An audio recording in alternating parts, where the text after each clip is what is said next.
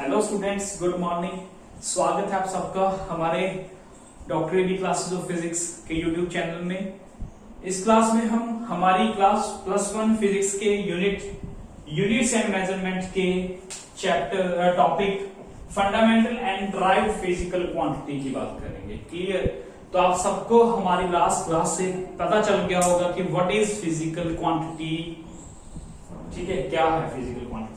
तो in short मैं दोबारा फिर से बता रहा हूं, anything which can be measured, anything which can be measured is called your physical quantity. Clear? उसको हम क्या बोलते हैं? फिजिकल क्वांटिटी बोलते हैं। ठीक है, एंड इसको मेजर कैसे करते हैं? This can be measured directly और इनडायरेक्टली।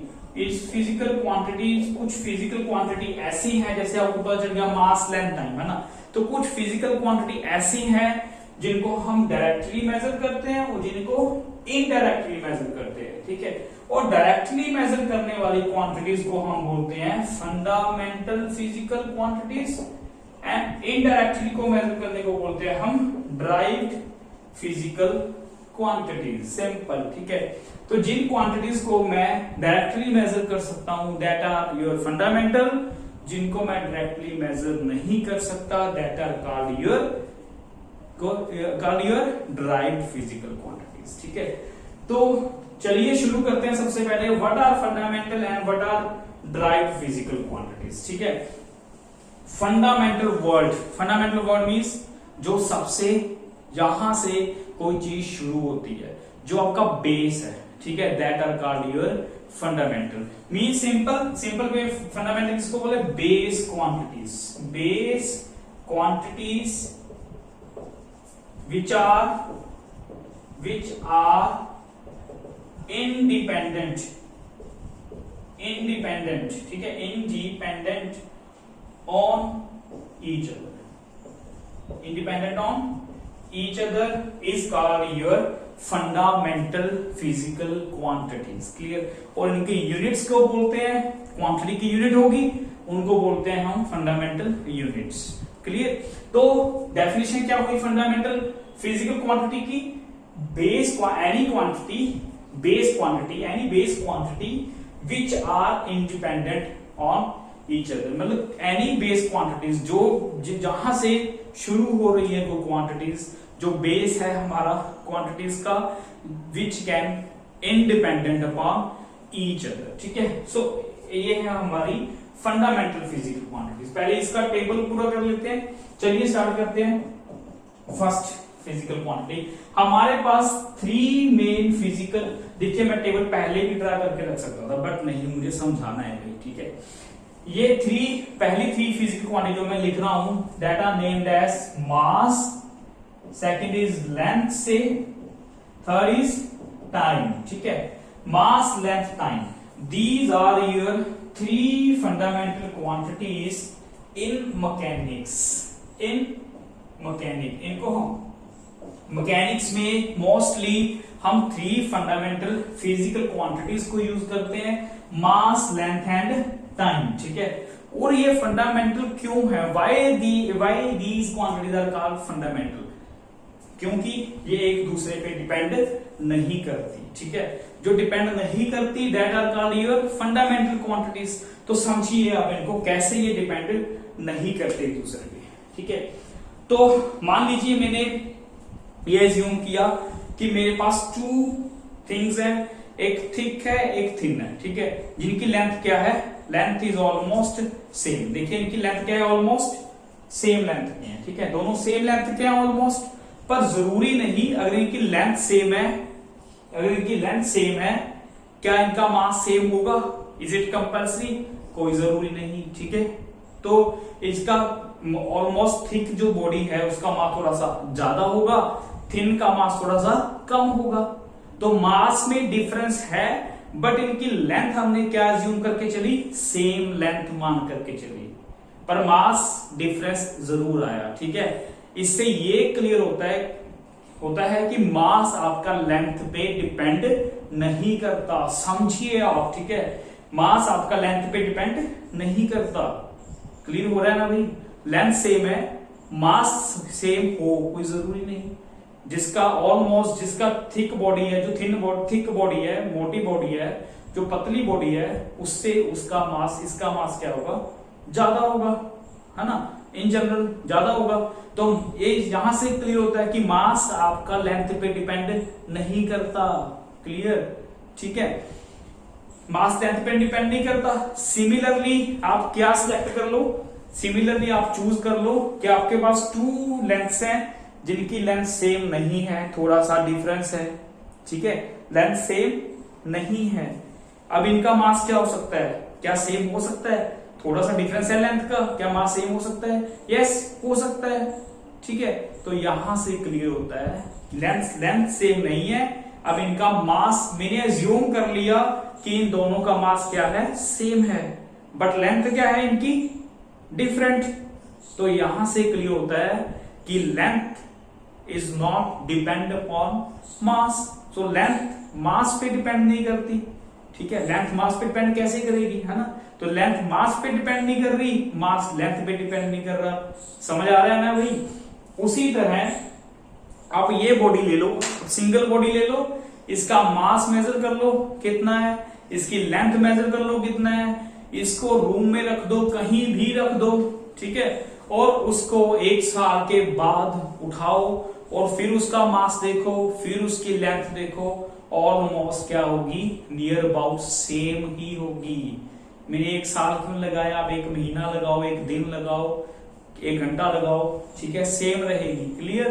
तो क्यों मैंने टाइम यूज किया? तो मैं यहां से क्या शो करना चाहता हूं कि टाइम चेंज होने से भी इसका मास लेंथ चेंज नहीं होगा, वो सेम रहेगा। क्लियर हो रहा है ना? तो यहां से पता चलता है कि मास लेंथ टाइम पे डिपेंड भी नहीं करते। ठीक है, तो इसलिए तीनों को क्या बोला जाता है? all these three are independent upon each other. तो that's why mass, length and time are called your fundamental physical quantities. ठीक है भाई, क्लियर हो गया? तो मास की हम यूनिट कौन सी यूज करते हैं? मोस्टली किलोग्राम यूज करते हैं। लेंथ की कौन सी यूज करते हैं? मीटर यूज करते हैं। इसको नेम लिख लो मीटर, इसको यूज करते हैं, फुल फॉर्म में लिख लो किलोग्राम। ठीक है, और टाइम की क्या होती है आपकी? सेकंड। अब मिनट लिख लो, ठीक है, सेकंड यूज करते हैं ऑलमोस्ट हम। ठीक है, सेकंड लिख लो। तो इसका सिंबल क्या होता है? केजी, मीटर का छोटा m, सेकंड का स्मॉल s। ठीक है भाई, क्लियर हो रहा है ना आपको? तो ये रहा। तो यहां से क्लियर होता है कि ये तीन क्वांटिटीज आपस में इंडिपेंडेंट हैं। That's why they are called fundamental physical quantities. और हमारे पास नंबर 4, नंबर 5, नंबर 6, नंबर 7 कुछ फिजिकल क्वांटिटीज और हैं। अगर हम फिजिक्स में मैकेनिक्स को छोड़ के और डिफरेंट ब्रांचेस में चले जाए, ठीक है, +1 में हमें ऑलमोस्ट 3 की ही बात करनी है। अगर हम और ब्रांचेस में चले जाएं तो हमारे पास कुछ और फिजिकल क्वांटिटीज आ जाती हैं, जिनके मैं नाम यहाँ पे लिखने जा रहा हूं। देन 4th वन इसका टेम्परेचर, आगे पीछे कहीं भी लिख लो, ठीक है। टेम्परेचर, क्वांटिटी ऑफ मैटर, ठीक है, जो केमिस्ट्री में पढ़ते हो आप। उसके बाद ल्यूमिनस इंटेंसिटी, ठीक है, और एक और है आपकी ल्यूमिनस इंटेंसिटी, है ना, और क्वांटिटी ऑफ मैटर, टेम्परेचर, और एक आपकी और है last one is electric current, most important, जो +2 में यूज करेंगे, इलेक्ट्रिक करंट। ठीक है, और इनकी यूनिट्स क्या है? टेम्परेचर की यूनिट क्या है आपकी? Very good, kelvin. ठीक है, क्वांटिटी ऑफ मैटर की यूनिट क्या है आपकी? मोल। ठीक है, और ल्यूमिनस इंटेंसिटी क्या है? कैंडेला, है ना। इलेक्ट्रिक करंट की क्या है आपकी? एम्पियर। क्लियर है भाई?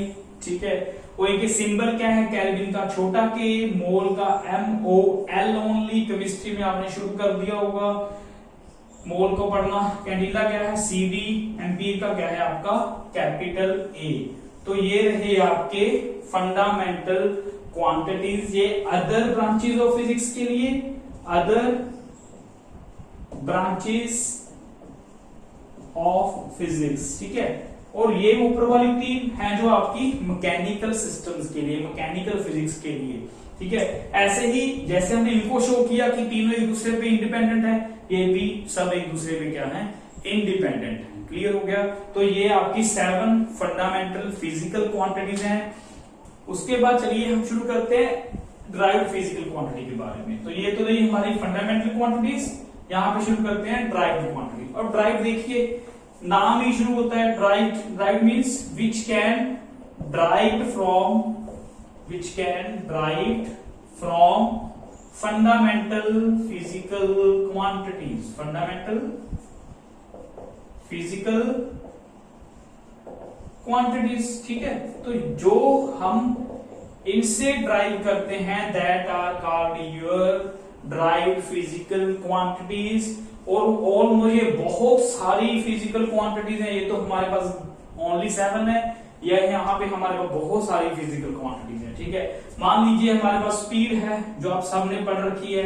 स्पीड क्या होती है आपको मालूम है, that is distance derived from fundamental quantities by multiplying, ठीक है, मल्टीप्लाइंग और डिवाइडिंग, ठीक है, और डिवाइडिंग दी फंडामेंटल क्वांटिटीज, ठीक है, और डिवाइडिंग दी फंडामेंटल। हम फंडामेंटल क्वांटिटीज को ही सभी को कभी डिवाइड करेंगे, कभी मल्टीप्लाई करेंगे, हमारे पास वैरायटी ऑफ फिजिकल क्वांटिटीज और आती जाएंगी, जिनको हम क्या बोलते हैं, ड्राइव्ड। ड्राइव्ड मींस जो फंडामेंटल से ड्राइव की गई है, निकाली गई है, बाय कैसे, मैथ की ऑपरेशन यूज करके, मल्टीप्लाई करके या डिवाइड करके। आप सबने ये पढ़ रखा है स्पीड क्या होती है, that is distance upon time, पढ़ रखा है ना, ठीक है। तो स्पीड की मुझे यूनिट निकालनी है, मुझे डिस्टेंस की यूनिट पता है कितनी, डिस्टेंस इज लेंथ, लेंथ की यूनिट क्या होती है, मीटर, टाइम की क्या होती है, second. So this is the unit of your speed की यूनिट आ गई। क्लियर। ऐसे ही हम ले लेते हैं डेंसिटी, ले लेते हैं, ठीक है। डेंसिटी क्या होती है आपकी, मास ओवर वॉल्यूम, मास ओवर वॉल्यूम। तो मास की यूनिट क्या है, देखिए आपकी किलोग्राम। वॉल्यूम की क्या होगी, very good, what is volume, volume की निकालनी पड़ेगी पहले हमें, है ना। वॉल्यूम क्या होता है आपका, length into breadth into height. Length की यूनिट क्या है, मीटर, ब्रेड्थ ये भी तो लेंथ है, ब्रेड्थ भी डिस्टेंस है, हाइट भी क्या है, वो भी डिस्टेंस है। तो ये यूनिट क्या होगी वॉल्यूम की, मीटर क्यूब। ये रहा आपका वॉल्यूम, ठीक है। तो वॉल्यूम की आ गई, स्पीड की आ गई। अब डेंसिटी की मास ओवर वॉल्यूम, मास की हमें पता ही है किलोग्राम, वॉल्यूम की क्या है, मीटर क्यूब। तो ये यूनिट आ गई केजी पर मीटर क्यूब, ये यूनिट आ गई हमारे पास डेंसिटी की। ऐसे बहुत सी नंबर ऑफ फिजिकल क्वांटिटीज हैं हमारे पास साइंसेस में, फिजिक्स में, जिनको हम इन सारी क्वांटिटीज से 1 by 1 करके निकालेंगे। So these are called your derived quantities। बहुत ज्यादा है, ये आपकी फंडामेंटल है, ठीक है। और इन दोनों को छोड़ के आपके पास एक और है जिसको हम बोलते हैं supplementary physical quantities, supplementary quantities, ठीक है, जो ना तो ड्राइव है ना ही आपकी फंडामेंटल है, ठीक है। सप्लीमेंट्री क्वांटिटीज, सपोर्टिंग क्वांटिटीज, ठीक है। उनका एक दो ही है, only 2, that first is plane angle and second one is your solid angle, ठीक है। एक तो आपका प्लेन एंगल है, एक आपका सॉलिड एंगल है, ठीक है ना। एक को रिप्रेजेंट करते हैं हम थीटा से, ठीक है, इसको रिप्रेजेंट करते हैं इससे ओमेगा से, इसको क्या बोलते हैं, ओमेगा। इसकी यूनिट का नाम है रेडियन, थीटा को रेडियन, इसको मेजर करते हैं हम स्टेडियन में, ठीक है। वह इसको, इसकी सॉलिड एंगल की यूनिट है स्टेडियन, प्लेन एंगल की यूनिट है रेडियन। क्लियर हुआ भी आपको। तो ये ओके, तो ये है क्या, what is plane angle and solid angle, very simple, समझिए आप, ठीक है। सो ये तो क्लियर हो गया आपको, ड्राइव्ड और फंडामेंटल, यहीं पे समझ आ जाएगा आपको। प्लेन एंगल हम यूज करते हैं 2 डायमेंशनल सिस्टम में, वेरी गुड। कैसे, मान लीजिए मैथ के जब क्वेश्चंस करते हो प्लेन में, plane angle means plane means angle between the planes, ठीक है। तो ये आपका फर्स्ट प्लेन मान लीजिए, ये बोर्ड लगा लो, ये फर्स्ट प्लेन, वो सेकंड प्लेन, एंगल कितना यहाँ पे 90 डिग्री, एक ये प्लेन, एंगल कितना से 30 डिग्री, ठीक है। तो मतलब किसी दो प्लेन्स के बीच का जो एंगल होगा वो कितना होगा, दैट इज योर, अब क्या कितना होगा, very good, that is your plane angle, ठीक है। और हमारे पास से मान लीजिए आप, अब हमें समझना है सॉलिड एंगल। सॉलिड एंगल को हम यूज करते हैं 3 डायमेंशनल में, ठीक है। 3 डायमेंशंस में हम यूज करते हैं इसको सॉलिड एंगल में, क्लियर। जो दो प्लेन्स के बीच का एंगल है that is your plane angle. Solid angle क्या है आपका, आपने वो कभी आइसक्रीम खाई है, वो कॉन शेप वाली, ये cone shape, this is the cone shape. आपने ऐसी कोई आइसक्रीम खाई है, खाई होगी रूटीन में, ठीक है, ठीक है। और इसका जो ये वाला एंगल है ना, तो आपको यहाँ पे अगर आप देखो 3 डायमेंशनल सिस्टम है भाई, ये दिस इज 3 डायमेंशनल सिस्टम, आपको यहाँ नहीं दिखा सकता। अब मान लीजिए ये इसकी थोड़ी सी एक कॉन शेप बना देते हैं, ठीक है। दिस इज योर से एक शेप ऑफ कॉन, हमारे पास कॉन की शेप बन गई, देखो बन रही है ना। तो क्या आपको इसके अंदर कहीं प्लेन दिख रहा है, प्लेन है कोई, this is all your 3 dimensional object. यहां पे कोई प्लेन की बात नहीं है, प्लेन की बात होती है 2 डायमेंशनल में, ये दीवार प्लेन है, ये दीवार प्लेन है, ठीक है। यहाँ पे कोई प्लेन नहीं है, तो यहाँ पे कोई प्लेन ही नहीं है, तो वहां पे प्लेन एंगल होगा कैसे, थीटा एंगल, जो ये वाला प्लेन एंगल ये होगा कैसे, प्लेन ही नहीं है जब बीच में। तो यहाँ पे टोटल एंगल बन रहा है आपका एक सेंटर पे जाकर के बीच में, यहाँ पे एक एंगल बन रहा है, that angle is called your solid angle. इस एंगल को हम क्या बोलते हैं, सॉलिड एंगल बोलते हैं। क्लियर हो गया भाई, ठीक है। जो आपकी कॉन शेप है, कॉन शेप के बिल्कुल बॉटम पे यहाँ पे जो एंगल बनता है ना अंदर, वो कौन सा एंगल है, सॉलिड एंगल है। मींस स्फीयर ले लो, स्फीयर के सेंटर पे जो ऑल साइड से जो एंगल बनेगा that is your solid angle, ठीक है। समझ आ रहा है भैया आपको। सर्कल में जो एंगल बनेगा वो प्लेन एंगल होगा, क्योंकि वो 2 डायमेंशंस ऑब्जेक्ट है सर्कल, स्फीयर आपकी 3 डायमेंशनल है। तो 3 डायमेंशन में जो एंगल बनेंगे कि प्लेन, ठीक है, वो आपके होंगे सॉलिड एंगल्स, और 2 डायमेंशन में बनेंगे वो आपके प्लेन एंगल्स। ये आप याद रखिए, plane means angle between planes, solid angle means solid body, जो 3 डायमेंशंस की बात होगी, तो वहां पे कौन सा एंगल बनेगा आपका, सॉलिड एंगल बनेगा। Best example is your shape of cone, cone के सेंटर में जो एंगल बनता है that is your solid angle, क्योंकि वहां पे कोई प्लेन एग्जिस्ट ही नहीं करता, और 3 डायमेंशंस की बात होती है, ठीक है। तो चलो मेनली आप प्लेन एंगल, सॉलिड एंगल की यूनिट को याद रखिए, रेडियन और स्टेडियन, ठीक है। तो ये